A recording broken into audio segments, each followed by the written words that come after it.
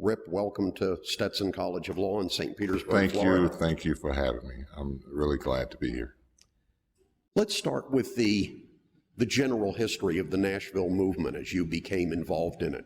Could you tell us a little bit about the beginning of the movement and the nature of those activities? Well, prior to the Freedom Riot, we had the sit-ins.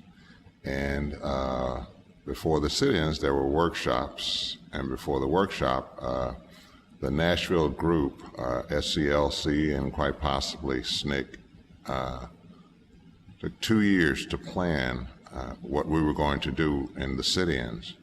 And we were very fortunate to have Jim Lawson to teach us about nonviolence and what to do when you were attacked, how to protect yourself, and most of all, not to hit back. And that's what nonviolence is all about.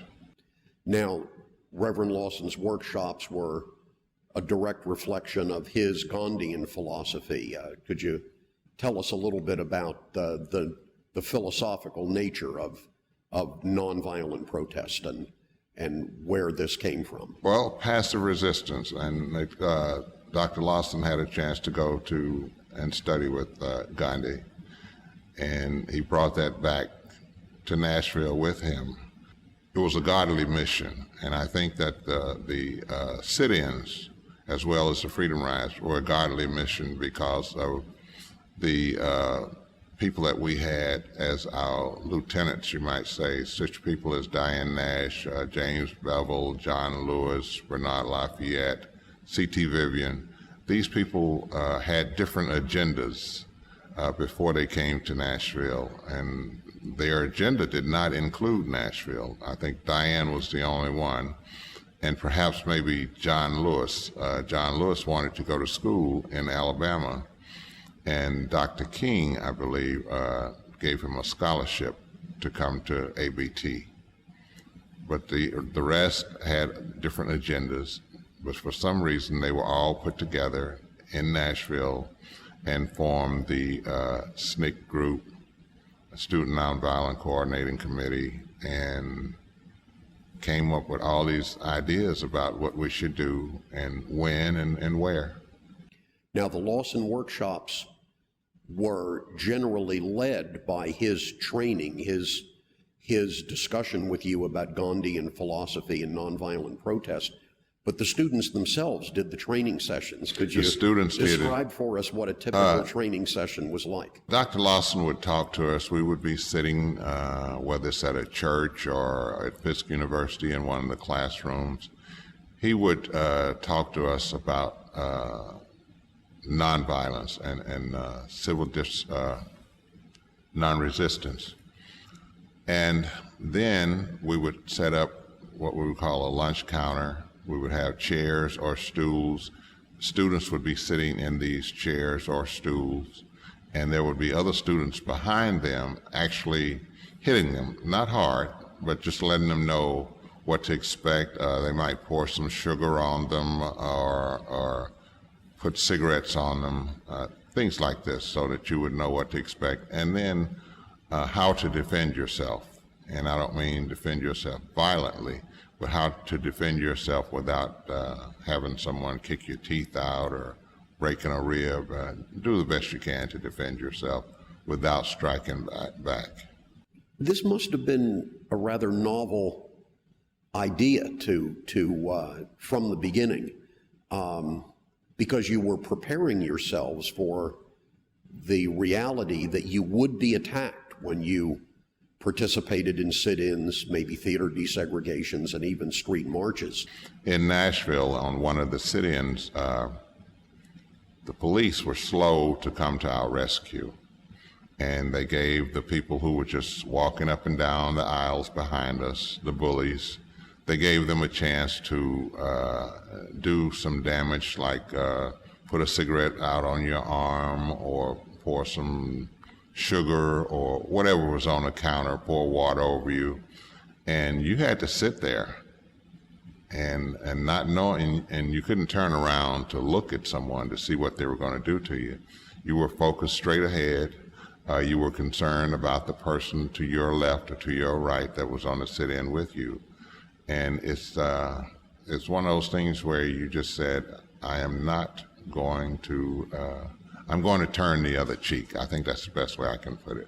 Take us back a bit and set the stage for what it was like to sit at a lunch counter during the movement, the beginning of the Nashville movement, or to begin the desegregation of the theaters, knowing where your image of segregation had come from.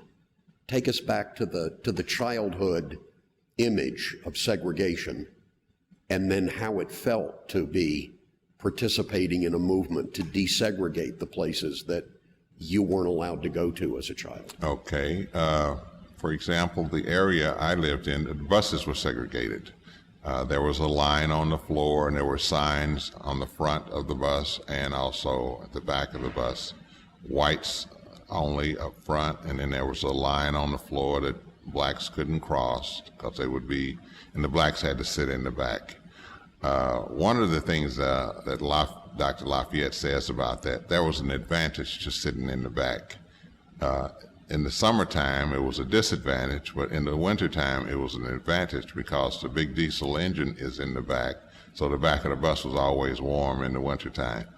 But as a child growing up, I grew up in a neighborhood that was changing from the whites were moving out and moving further into West Nashville. So this opened up housing for blacks to move in that particular area. And there was one young man that his family was white and they lived behind us. And he was my classmate, my playmate. And we didn't know anything about segregation, as far as the fact that I wasn't supposed to play with him and he wasn't supposed to play with me. And he went to a movie theater. His sister took him to the movie theater downtown.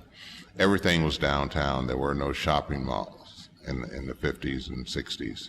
So you had to go downtown to see the movies or to do your shopping and whatever it was, whatever business you had to take care of, you went downtown.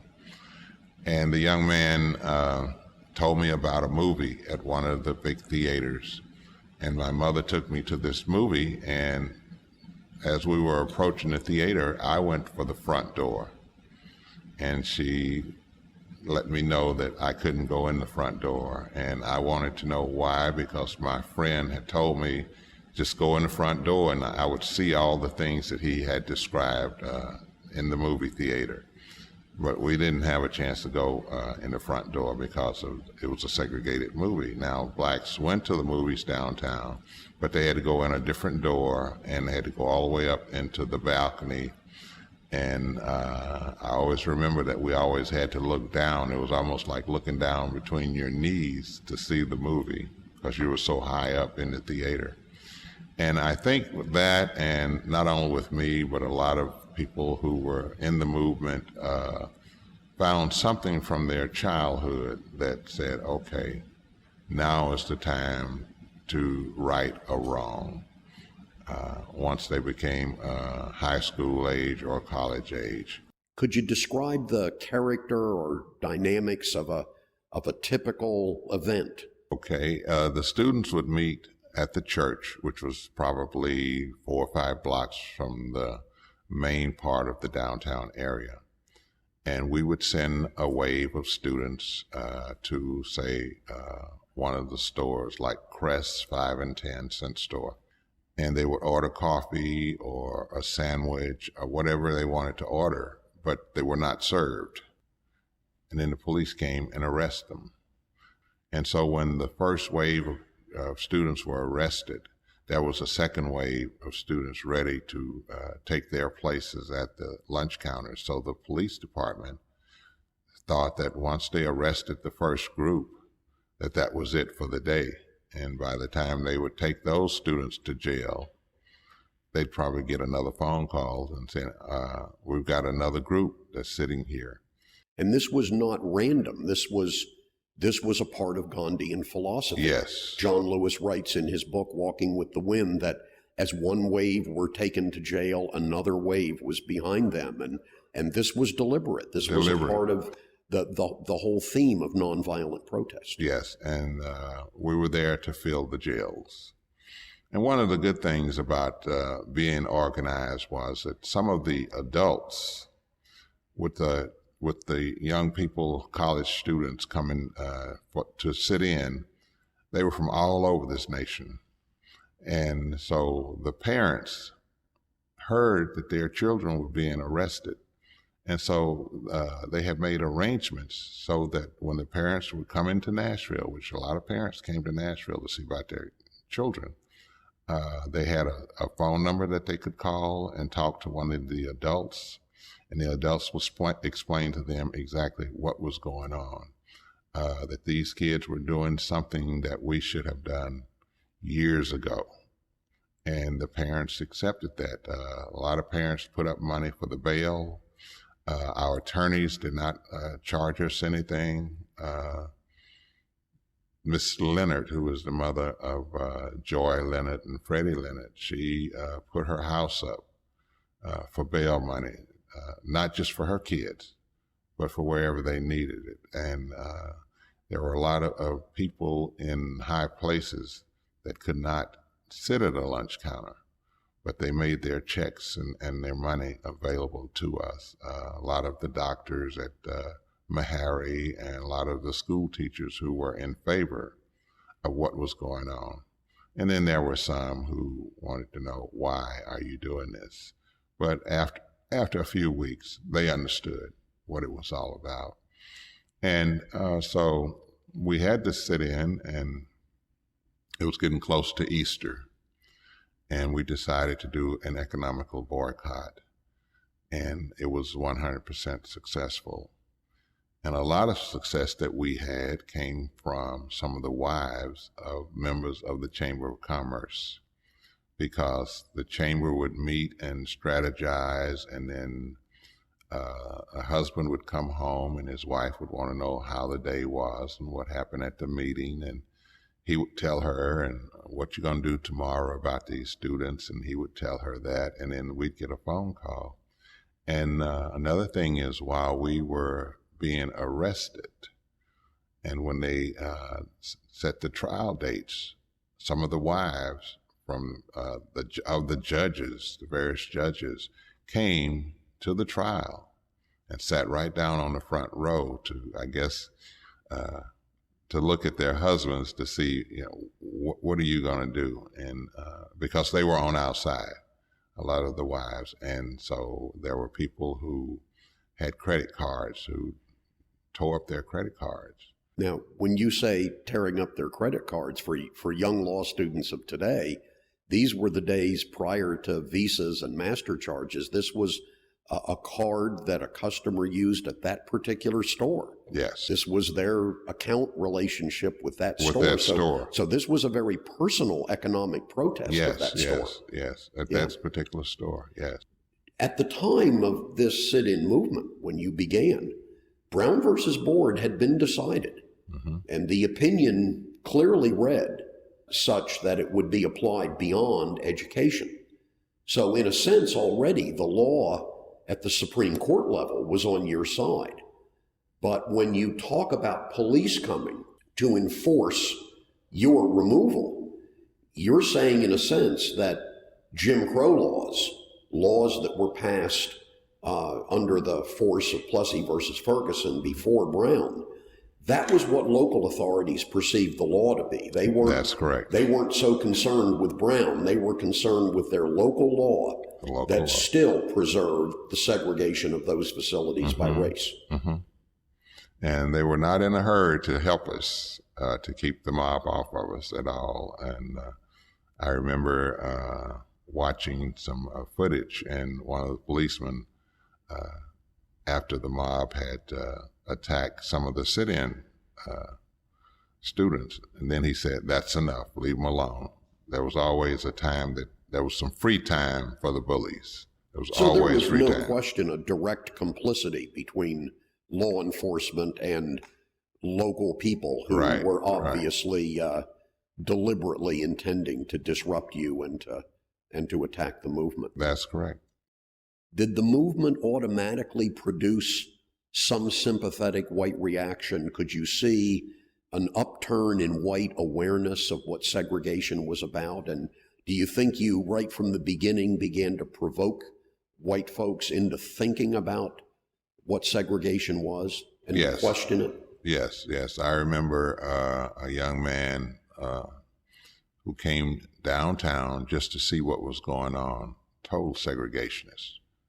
But after he saw what was happening and how the students were being beaten, he changed his mind about it. There was an incident, just how you catch people off guard. There was an incident with, I believe, Reverend Lawson doing one of the walk-ins at the movie theater. We were on our way back to the church, and I think he was at the end of the line, and a young man came up and spit on him. And Reverend Lawson said, "Do you have a handkerchief? May I borrow your handkerchief?" And in just that little act, the man just went in his pocket and gave his handkerchief to him. He caught him at the right time. "Do you have a handkerchief?" And his reaction was that he just went in and got his handkerchief so that Reverend Lawson could wipe the spit off. So, now, in all of the films of the movement, in all of the documentaries, there is a large awareness of the role of black ministers and black churches and of the white clergy in the movement. You've implied that the churches were really the center of activity for meetings, and you've mentioned C.T. Vivian. I know that Reverend Kelly Miller Smith also was very central in terms of that church being a center point of movement meetings and movement strategy. Could you discuss just for a minute the role of clergy and the role of the churches in Nashville in being the central planning and force of the movement? well, the churches were well informed about what was going on in Nashville. The preachers were. And I would think that some would, I know that my particular church, Gordon Memorial, we had Reverend Lawson would come over and speak to the congregation. And I'm sure that he went around to other churches and spoke to the congregation as to what was going on, what to expect, how the congregation was to react to what the students were doing, to let them know that we needed their finances. If they wanted to participate, they could. Of course, they'd have to go through the training. But really, to assure the older people not to worry, that everything's going to be all right. And then came the Freedom Rides. We knew about the Freedom Ride because of John Lewis.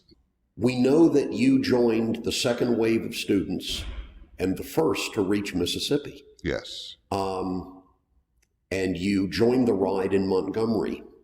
What did you know about what had happened to that first wave in Anniston and in Birmingham and in Montgomery? Well, we were monitoring the progress of the very first Freedom Ride.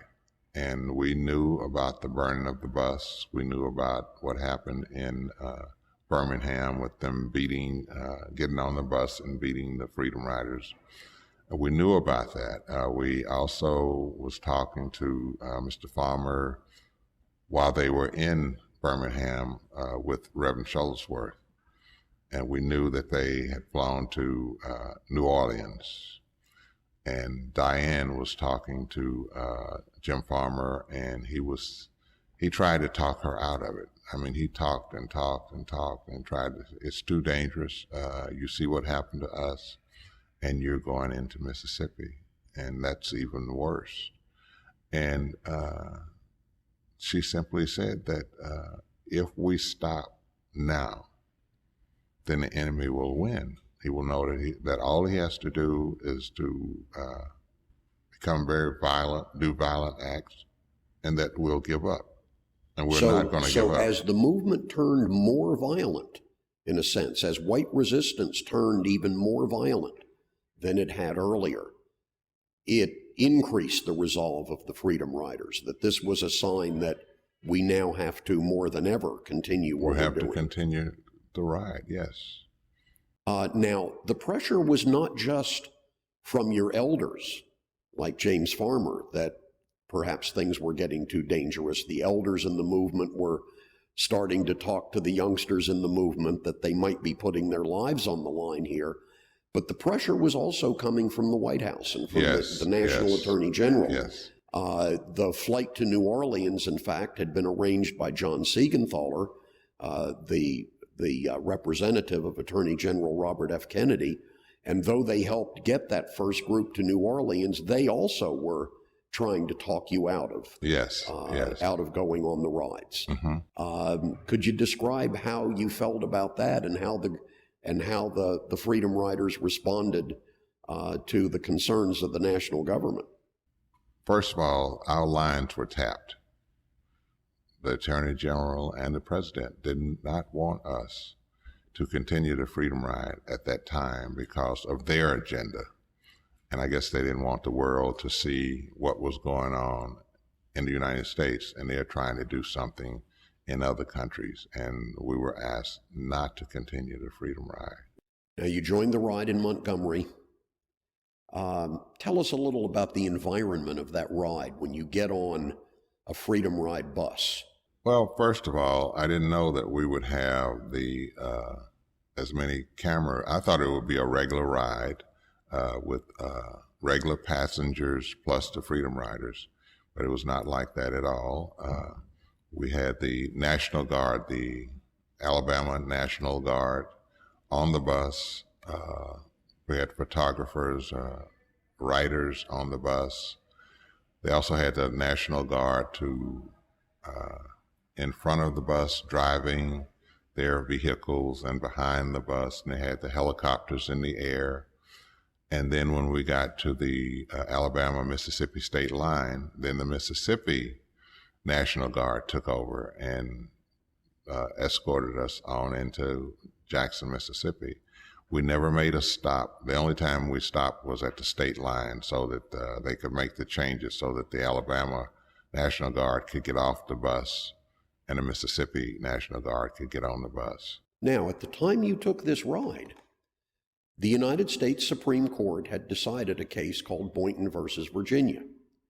It had decided an earlier case, the Irene Morgan case, and had said in both cases that under the Commerce Clause of the United States Constitution, you had a legal right to do what you were doing, that both interstate buses were to be desegregated, and that a bus terminal, and these were Greyhound and Trailways bus terminals, that the bus terminals of interstate carriers in the United States, even though they were within a state, were required to be desegregated.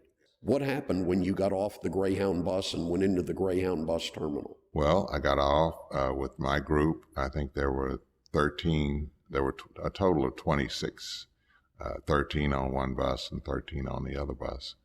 And we got off and walked into the waiting room, and we were immediately arrested because they knew that that bus had nothing on it but Freedom Riders. And so we were immediately arrested. We were charged with disorderly conduct. And they had to drop the disorderly conduct, and so we were charged with the breach of peace. We were then escorted to the paddy wagon and booked and photographed and put in a jail cell. But the real destination was Parchman Prison. We ended up there. in Parchman, but before that, the city jail is being filled, the county jail is about full, and they took the 26 of us again to a different place, and that was the county farm. And the county farm was where the prisoners wore the black and white or the gray and white uniforms with the stripes. And as I've said many times, the food was great. That was the best place that we had. We were there for maybe 2 days while they did the paperwork. And then we were shipped back to the county jail. And I guess they had made arrangements for Parchman Penitentiary at the maximum security unit by that time. Parchman Prison is a real throwback to a truly old-time Southern maximum security prison. Yes. Talk about what it was like. What did it look like? What was it like Well, to be there? we were there when we arrived. They started moving us early in the morning, 1, 2, 3 o'clock in the morning. So the ride from Jackson to Parchman was during the night hours. And we got there, I guess about daybreak. And we could see some of the Freedom Riders being taken in to the prison. Some of the riders had been on hunger strikes, and it was hard for them to walk. And the guards, or maybe even the trustees, used cattle prodders to get them to move because they wouldn't pick them up and carry them. And so they used cattle prods on them to get them to move. And once we were checked in, we had For to people who don't know what that is, describe a cattle prod. something that's 2 metal rods that stick out like this, and one is negative post and one is a positive post. And once they put that to you, you get an electrical shock.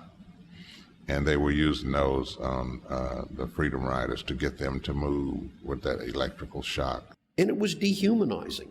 Well, after they stripped us down, we were able to, I believe, take a shower, and we were searched, and then we received our shorts and T-shirt, which was made of raw cotton, and it's not like the Hanes that you might be wearing today. This was raw cotton, and it would make you itch. We had, the mattress was probably 2 inches thick on a steel bunk. Your room was 8 by 6, and there were 2 Freedom Riders per cell, and we loved to sing. We were always singing, and singing is something where it's like your enemy might say, I have done everything that I can to you, and you're still singing.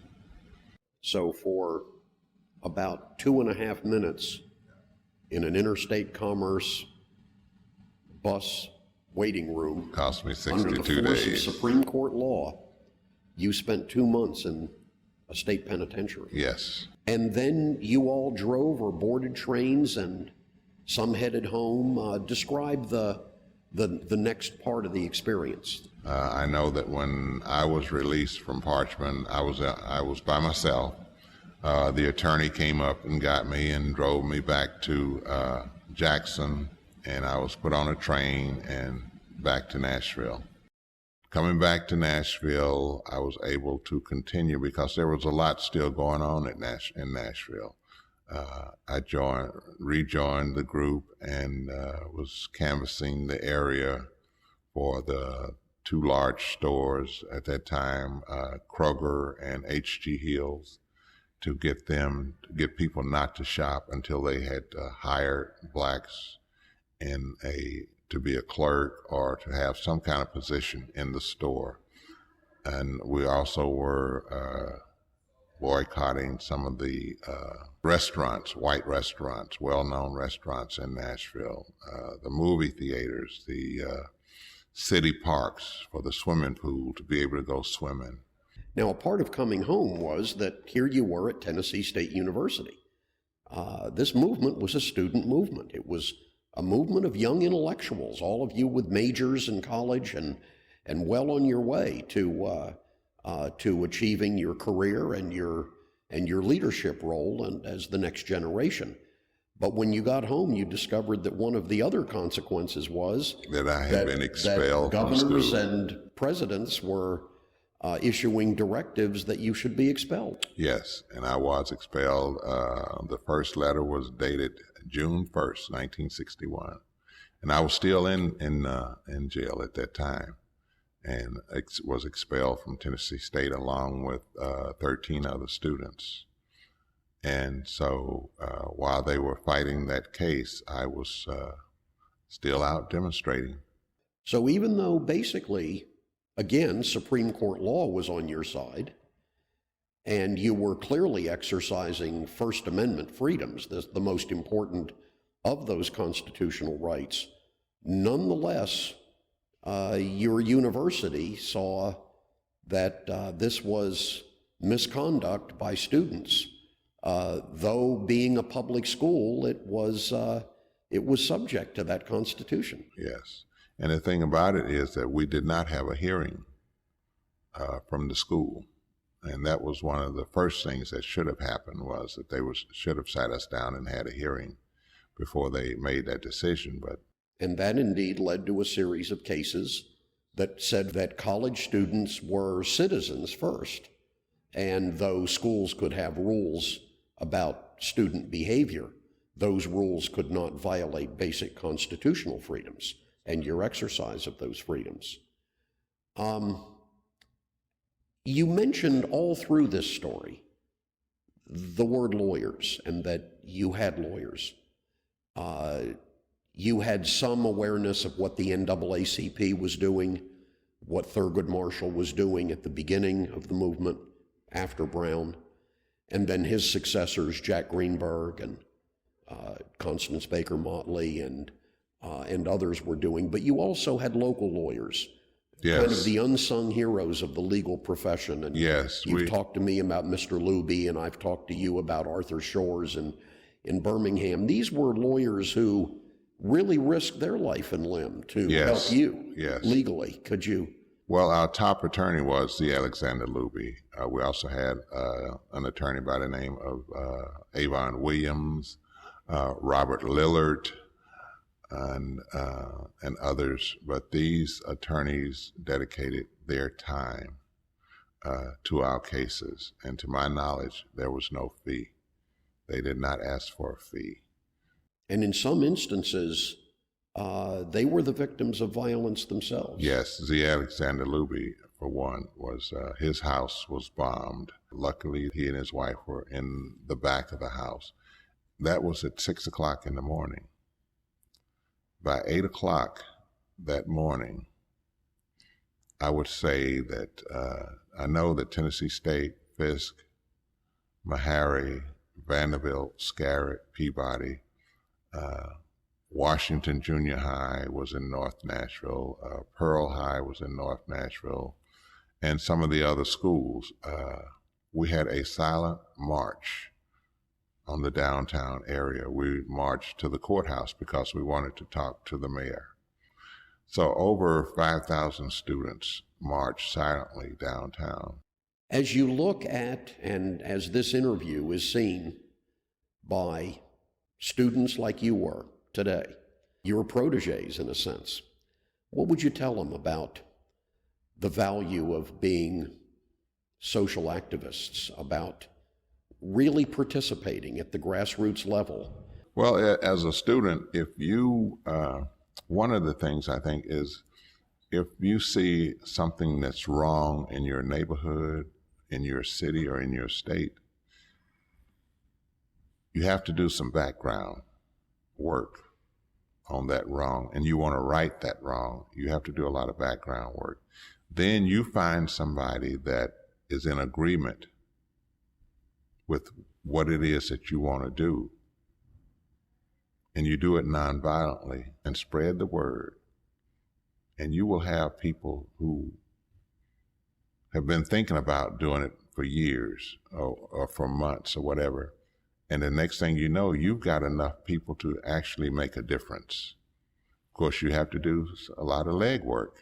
I believe in legwork, although the cell phone and the computer is good, but when you're one-on-one and talking to people, knocking on doors, I think you get a better results.